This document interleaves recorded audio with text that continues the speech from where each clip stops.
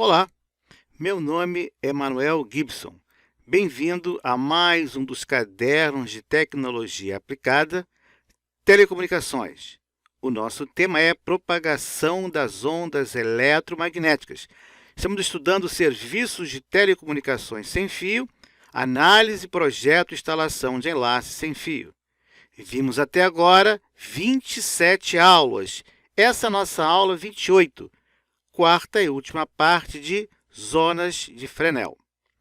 Nossos objetivos são analisar situações de obstrução e liberação da primeira zona de Fresnel e avaliar a perda por obstrução, utilizando os conceitos de difração e da primeira zona de Fresnel. Vimos a composição das diversas zonas de Fresnel, que infinitas elipses que variam em função do meio comprimento de onda adicional. Vimos que as elipses ímpares estão em fase construtiva em relação à primeira zona de Fresnel e que as elipses pares estão em fase destrutiva em relação à primeira zona de Fresnel. A zona de Fresnel é basicamente um elipsoide de revolução, uma elipse que tem como focos o transmissor e o receptor do enlace, o eixo principal alinhado com a linha divisada. Essa elipse como se girasse em torno desse eixo, formando um volume, um elipsoide de revolução. Toda a nossa atenção está voltada para a primeira zona de Fresnel, que é a região do espaço que é responsável por mais de 90% da energia total da onda, que sai da antena transmissora e alcança a antena receptora. Mostramos que o raio da primeira zona de Fresnel pode ser obtido pela equação mostrada. E que o raio máximo acontece no meio do enlace, e ele é calculado pela equação mostrada. Vejamos um exemplo.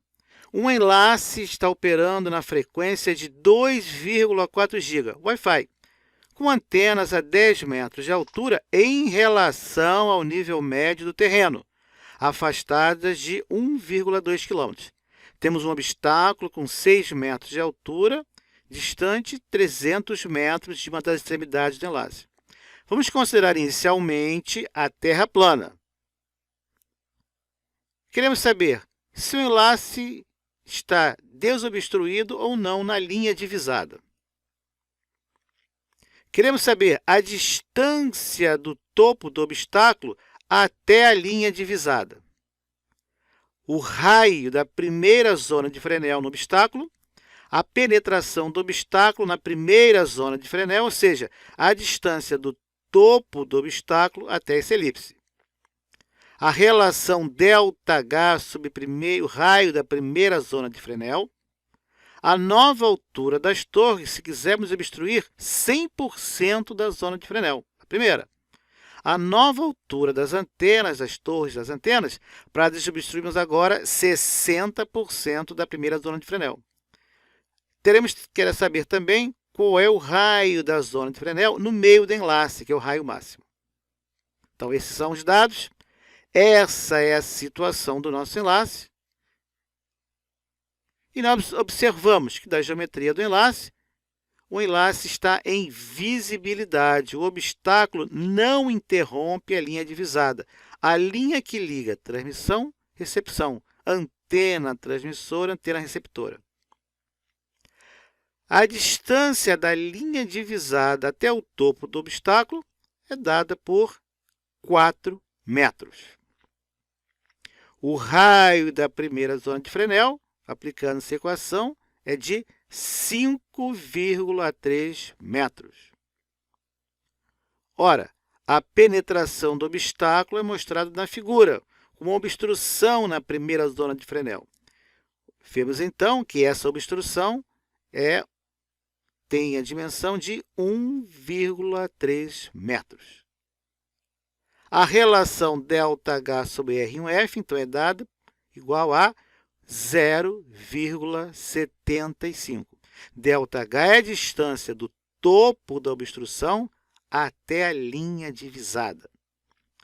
Se quisermos liberar 100% da primeira zona de Fresnel, temos que somar 5,3 metros mais 6 metros e obter 11,3 metros.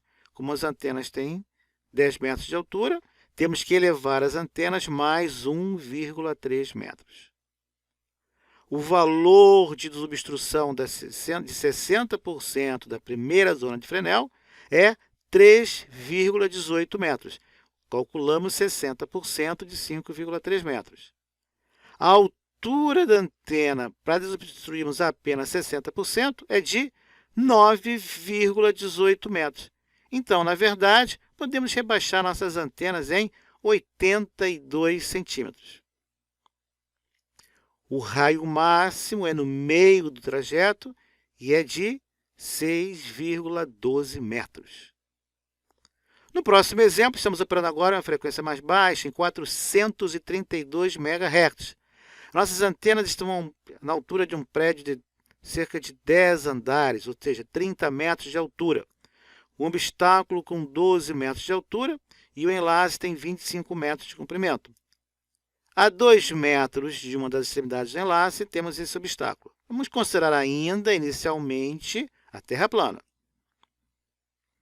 Vamos calcular ou determinar se ocorre a visibilidade, a distância do topo do obstáculo até a linha divisada, o parâmetro ΔH, o raio da primeira zona de Fresnel no obstáculo, a penetração do obstáculo na primeira zona de Fresnel, se for o caso, a porcentagem de obstrução da primeira zona de Fresnel, a relação ΔH sobre R, o que é a primeira zona de Fresnel, e a nova altura das torres se formos desobstruir 100% da primeira zona de Fresnel.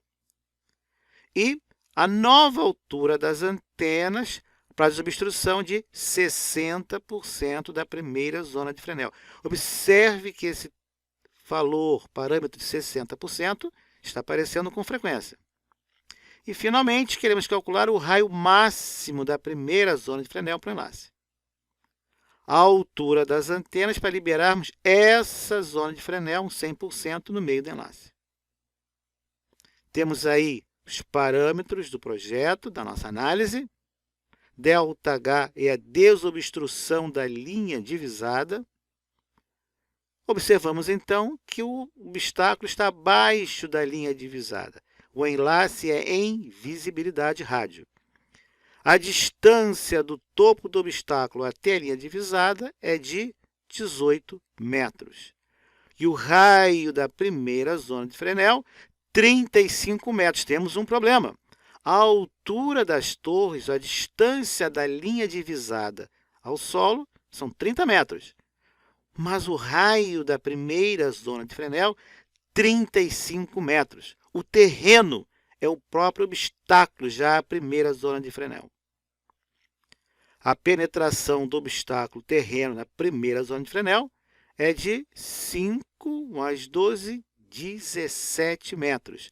Somamos a altura do obstáculo mais o comprimento do nível médio do terreno até o ponto extremo da elipse. A porcentagem de obstrução, dada pela relação entre as distâncias de penetração e o raio, cerca de 48,57%. A relação ΔHR, tão importante, será tão usada mais à frente, é 0,514. ΔH sobre R da primeira zona de Fresnel é que vai nos dar o valor da atenuação do enlace. A nova altura das antenas, se quisermos liberar 100% da zona de Fresnel, agora vai ser 35 metros, que é o raio da zona de Fresnel, mais os 12 metros da obstrução. Ou seja, temos que colocar nossas antenas agora a 47 metros acima do nível médio do terreno. Um acréscimo de 17 metros na situação atual. Cerca de 6 andares de altura. O valor de desobstrução de 60% é cerca de 21 metros. A altura das antenas para a desobstrução de 60%, apenas 33 metros. Ou seja, elevar as antenas apenas 3 metros. Observe como estamos enfatizando a importância da liberação de pelo menos 60% da primeira zona de Fresnel, ou, dito de forma diferente, obstruir no máximo 40%. O raio máximo, como nós sabemos, ocorre no meio do trajeto. Aplicamos a equação e agora temos uma surpresa, um problema. O raio máximo da primeira zona de Fresnel é de cerca de 66 metros. 66 metros, nós temos um prédio com cerca de 22 andares. Saímos de torres de 10 metros para 66 metros de altura. Cuidado com as frequências baixas e os enlaces de longa distância. Para liberarmos, então, essa primeira zona de Fresnel, 100%, temos que elevar nossas antenas quase 36 metros. Vejamos agora a perda por obstrução. Nós vamos considerar que o nosso obstáculo é do tipo gume de faca. O topo do obstáculo tem um raio de curvatura menor do que o comprimento de onda de operação. E nós vamos usar esse gráfico mostrado para obtermos a nossa atenuação.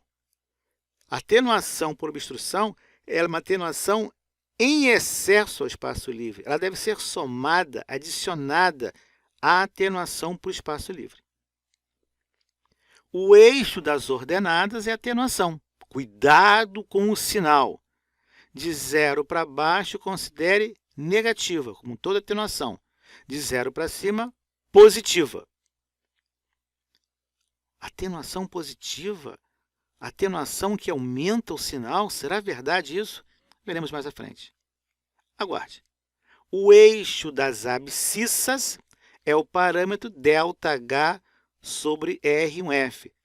Distância do topo do obstáculo à linha divisada dividido pelo raio da primeira zona de Fresnel no ponto do obstáculo. Calculamos várias vezes esse parâmetro até agora. Quando existe visibilidade, quando há visibilidade rádio, disse que o enlace é em visibilidade, LOS, e ΔH é maior do que zero. Observe na figura, dentro do quadrado vermelho.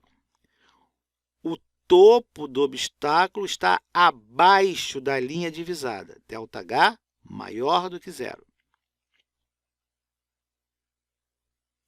Quando não há visibilidade, quando o obstáculo corta, interrompe, bloqueia a linha divisada, ΔH é menor que zero. É a situação mostrada no nosso retângulo vermelho. Observe, o topo do obstáculo está acima da linha divisada. ΔH menor do que zero. Na figura, valores positivos de ΔH são à direita, mais 1, mais 2, mais 3. Valores negativos são à esquerda do eixo, menos 1, menos 2, menos 3. Vamos a um exemplo. Temos agora um enlace operando em Wi-Fi em 2.4 GHz e as antenas afastadas de 1,5 km. Vamos calcular a atenuação total por percurso. Então, essa é a nossa situação. O obstáculo toca, tangencia a linha divisada. É o limite da visibilidade. Primeiro, vamos calcular a atenuação por espaço livre. Já fizemos muito essa equação. Verifique as aulas anteriores, as aulas 11 e 12, que falamos em propagação em espaço livre. Fazendo o cálculo da equação, obtemos uma atenuação de 103,53 dB. A atenuação por obstrução é fácil de calcular, porque como você tem o obstáculo tocando a linha divisada, ΔH é zero. Encontre zero no gráfico para a relação ΔH sobre RF e você obtém que a atenuação por obstrução é 6 dB.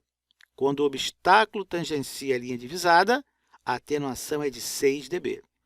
A atenuação agora é a soma das duas atenuações, espaço livre mais obstrução, atenuações negativas, dando um total de 109 9,53 dB. Em enlaces acima de 10 GB, você também iria se preocupar com a atenuação por chuva.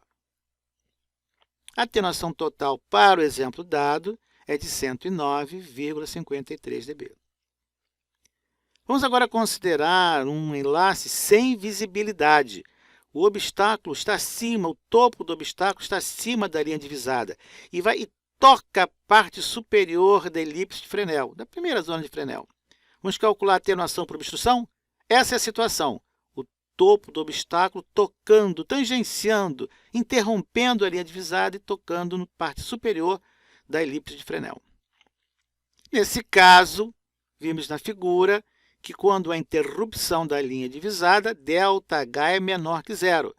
Como ΔH está tocando na elipse, ele é igual, em comprimento, ao raio da primeira zona de Fresnel, só que negativo. Então, ΔH sobre R1F é igual a menos 1.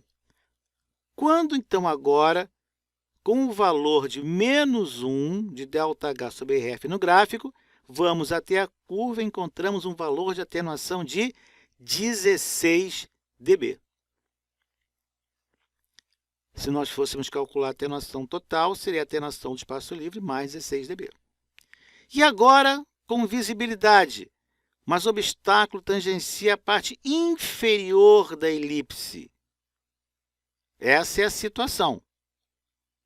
Nesse caso, ΔH positivo igual a R1F, logo ΔH sobre F igual a 1. Quando nós vamos no gráfico, temos uma surpresa. Na curva, temos uma atenuação positiva de quase 1 dB. Como um obstáculo pode fornecer um ganho? Muito simples. Lembra da definição da zona de Fresnel? O que você está fazendo é eliminando as zonas de Fresnel que são negativas, as pares, que reduzem o valor principal. Você está só com a primeira zona de Fresnel. E isso é chamado ganho de obstáculo. Tá. Enquanto tivermos visibilidade e sem reflexão no topo do obstáculo, para não termos composição dos sinais direto refletido, o máximo valor que nós vamos ter de atenuação é 6 dB, menor e às vezes até ganho. A partir do instante que você perde a visibilidade do enlace, a atenuação começa rapidamente a aumentar. O mínimo é quando o obstáculo tangencia a linha divisada. E aí nós temos 6 dB de perda. Tudo falado até agora considera que não há reflexão perceptível no topo do obstáculo. Se você quer o número 0,3, ou ρ menor que 0,3, como dizemos, então supõe-se um coeficiente de reflexão no topo do obstáculo menor que 0,3 e todas as considerações até agora são válidas. E se você estiver no meio do trajeto, no obstáculo, geralmente o meio do trajeto, geometricamente, é a pior situação.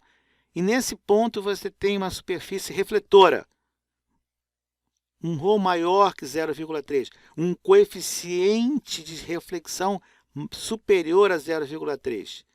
Bom, lamento, mas você tem um problema. E a solução pode ser nem muito fácil, nem muito barata. Talvez realocar a antena, alterar a rota ou conviver com o problema.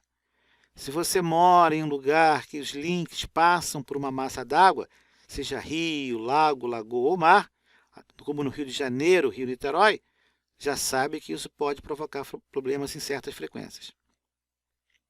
Lembra da aula sobre refração? É a aula 4.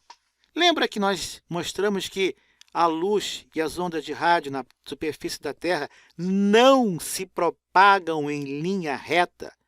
A luz e as ondas de rádio fazem curvas que acompanham a superfície da Terra. Observe a figura.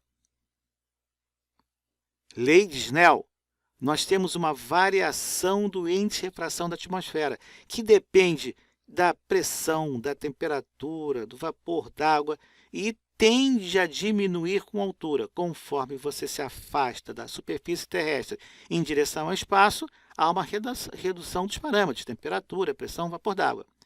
Essa é a situação considerada normal. Nesse caso, veja que o raio de curvatura da onda tende a retornar à superfície da Terra, ou acompanhar a curvatura da Terra, segundo a lei de Snell. Esse mecanismo é, então, profundamente dependente das condições atmosféricas. Em algumas condições, a onda pode até se afastar da superfície, curvando para cima. Você está vendo a antena receptora e não tem ligação. Ou a onda se curvar fortemente para baixo e haver um mecanismo de reflexão acontecendo. Você está vendo a antena receptora, tem visibilidade, mas o enlace acontece em situações muito desfavoráveis. Veja o que acontece durante um dia. Variações de temperatura, o clima se altera.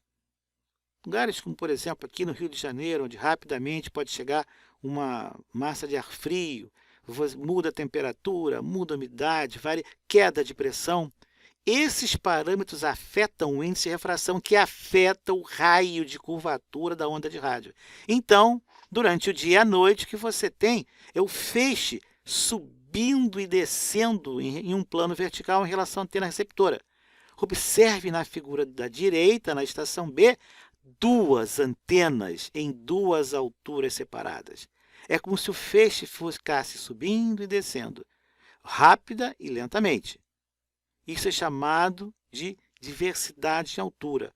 Vamos colocar duas antenas separadas em altura para podermos captar o feixe quando sobe e quando desce.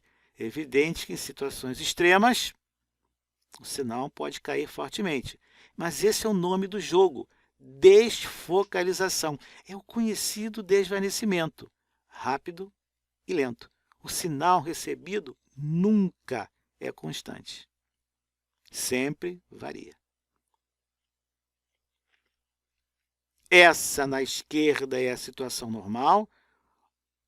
A onda retorna ou acompanha a curvatura da Terra. Caso haja, por exemplo, uma inversão térmica ou outro fenômeno semelhante, a onda de rádio escapa para a atmosfera, ela vai embora, podendo até mesmo interromper o enlace. Isso acontece bastante na costa, onde você tem durante o dia o solo aquecido e água resfriada. Observe que a trajetória direta não existe, está apenas como referência. A onda de rádio não se propaga jamais em trajetória direta na atmosfera. A trajetória real é a trajetória refratada. Veja que durante a noite inverte-se o padrão de temperatura e a onda faz uma curva agora para cima, desfocalizando. Você tem que se prevenir em relação a isso. Em frequências mais altas e maiores distâncias, obviamente, o efeito é mais perceptível. Frequências mais baixas e curtas distâncias, o efeito pode até ser desprezível, mas está sempre presente. Mais de 90% da energia total da onda eletromagnética que você transmite está contida na primeira zona de Fresnel, no primeiro elipsoide de revolução. Não jogue energia fora, libere, desobstrua pelo menos 60% da primeira zona de Fresnel. Tenha isso como uma meta de projeto. Obstrua no máximo 40% da primeira zona de Fresnel. Vimos que as zonas de Fresnel, então, são elipsoides de revolução que nos mostram como a energia se propaga da antena transmissora para a antena receptora. Vimos também os vários obstáculos que prejudicam essa propagação da onda. Podem ser vegetação, relevo, edificações, o próprio local de instalação, nós vimos isso no exemplo na aula passada, e a própria curvatura da Terra. A primeira zona de Fresnel recebe toda a nossa atenção porque ela é responsável por mais de 90% da energia que se propaga. Liberar 60% deveria estar escrito nos nossos cadernos de cálculo, para nunca nos esquecermos. Nessa situação, é como se o enlace acontecesse na condição de espaço livre. Todos os cálculos apresentados até aqui para a Terra esférica consideram o fator de correção da curvatura do feixe igual a 4/3. Países tropicais, Brasil, temos que ter um pouco de cuidado com isso em algumas regiões climáticas. Você encontra neste mesmo canal vídeos explicando o dB e unidades derivadas, tensão, potência e campo elétrico. Eu recomendo que você dê uma olhada.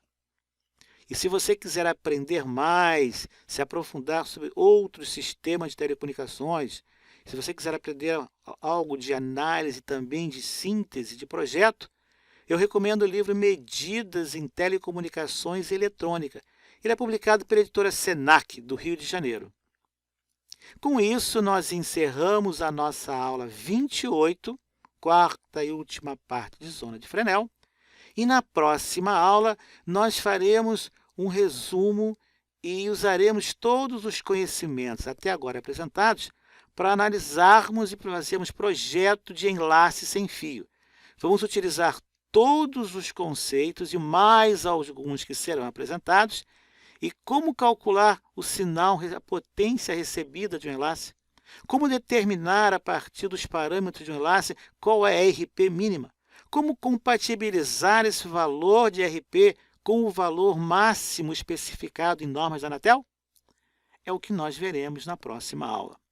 Obrigado por assistir esse vídeo, bons estudos e até lá!